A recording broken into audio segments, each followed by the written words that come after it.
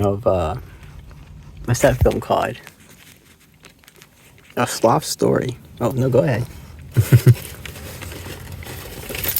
Apparently, the villain is like mixed gendered or something because what happens in the film?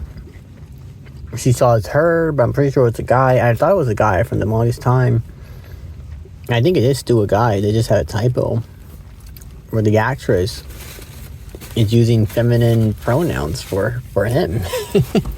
It looks like Donald Trump. It's got Donald Trump hair,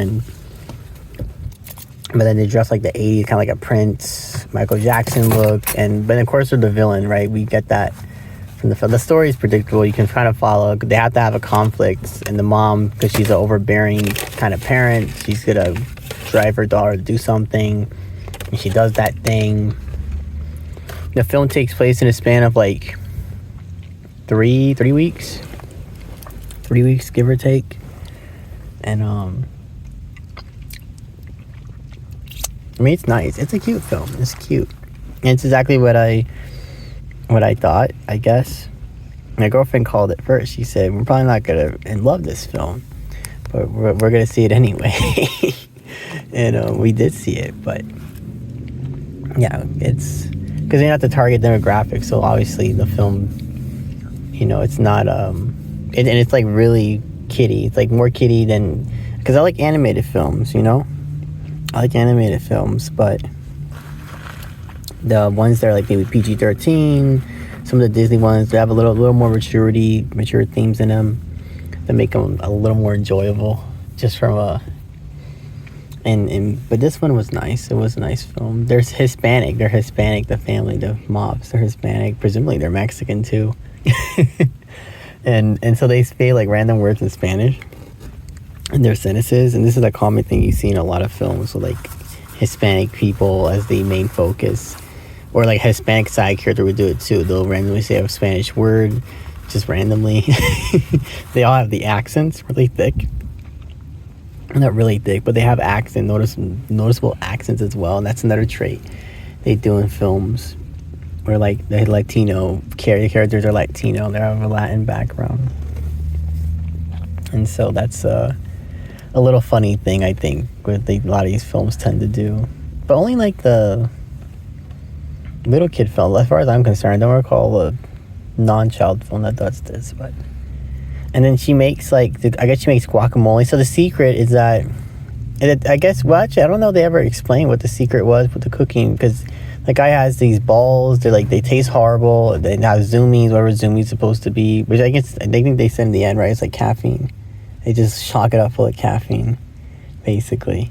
But it turns you into like a zombie. Actually, you take too much caffeine, you'll die. This is true. You'll actually die. Caffeine overdose, is it? But not in this film. They turn into zombies, and they're just the Walking Dead. And the other thing they do in this film was like, there's nobody. So like the restaurant, they get to the city because they had to leave because there's a huge hurricane. I guess there's some sort of storm destroys their. It's pretty bad actually. The storm is really serious because it literally destroys their home / restaurant. So they move up with the vehicle and they move to the city for more opportunity because what they had back home was gone. It's done. And okay, we do that. That's awesome. That's great. But then we get to the city and it's dead. It's like not lively at all. There's no life. There's no thriving. There's even Dogman. I recall Dogman, the film, like their city. I want to say I recall it being somewhat more lively than this. But that's the thing with these kid movies. When sometimes they do like a setting in the film and it's absent of life. You notice it's like, where's everyone else? And like. They only use certain character models. And the credits, there are only so many animators, and animation's hard. So I guess it makes sense. There's only so many characters animated for the film that they kind of reuse them. Like cops are the same two cops we saw from earlier, and it's not until the end of the film that we get like new cops. But like, why would these other two, like they're the only ones in this area, I guess. They patrol that same area. The trolley comes, there's no one on the trolley every time it comes. And and who drives the trolley, I don't know, but the mom doesn't want her daughter to she wants her to be in the restaurant, not do the practice at one scene. But the practice is like literally across the street, is it? it's not like the restaurant, the Zumi restaurant, that she has to walk there. She's got to take the trolley there or whatever. No, it's like it's across the street, actually. That's where she just walks across the street and she sees them practicing and she's mesmerized by the... And then the characters, her friends are like they're not memorable at all. There's a Kiwi bird, and it's like he has a Kiwi accent, right? But other than that, like I don't care for these friends. We got to see the wheelchair guy, the kangaroo in the wheelchair. That was cool. We get to see him again. I thought he was unique. I liked his character. He's the coach, coaches the kids, and presumably it's for free. He just does it just to do it because it's a public park, and we're just in the public park, and we're not doing it for a tournament either or whatever. I think we're just doing it for fun, just to do it, because why not? And the film's like Australian. It's like an Australian film, which is another cool... Maybe it's being advertised in Australia more, right? But they said U.S. release. Why not put it in theater? I feel like this is a film, and my girlfriend agreed with me, didn't she? That this film was probably meant for streaming, just like Werewolves was. It was a film meant for streaming that somehow made its way to the what is it called? To the big screen. Maybe it's for extra cash grab, or I need to fill a void. I'm walking the theater and I see posters for other movies that look much more interesting that I want to see, but they're not out yet. And so I'm guessing there's like going to be a slow period. And this seems to happen with the movies. There's always a period where like shitty films, like they weren't too great and stuff. But then again, I can't really say this film is garbage per se, because I'm not the target demographic, I feel. And so, but maybe I can. I don't know. It's cliche. It's a cliche movie, but yeah, for the kid audience that needs to see it, it's a lesson that maybe they need to learn right now, or it's good they learned it.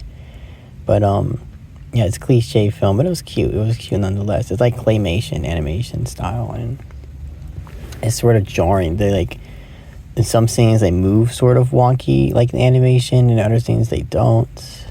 The villain guy, that he's like maybe a girl, because they keep, and it was only later in the film that they start misgendering them. It's kind of funny. That's a funny typo. But it was nice, I guess. It was a nice film. It was acceptable, and I'm glad I saw it, because it wasn't a bad watch, actually. I was talking throughout most of the film, and I didn't even pay attention for a good part of it, actually. This review is a little half-assed for that same reason. I was actually kind of a little lost on it, but yeah. Favorite scene in the film was maybe the tourists in the beginning, where they said, "That's all cool, your story, but like we've been waiting for an hour for this food." And they weren't rude about it. They were just like, "We've been waiting an hour for this food."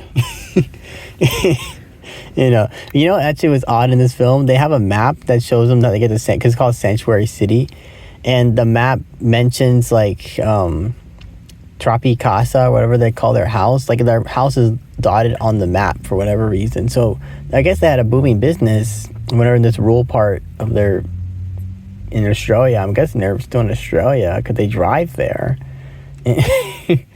But and then they get to Sanctuary City, and it's supposed to be awesome. I don't know. It didn't seem too awesome to me, but okay.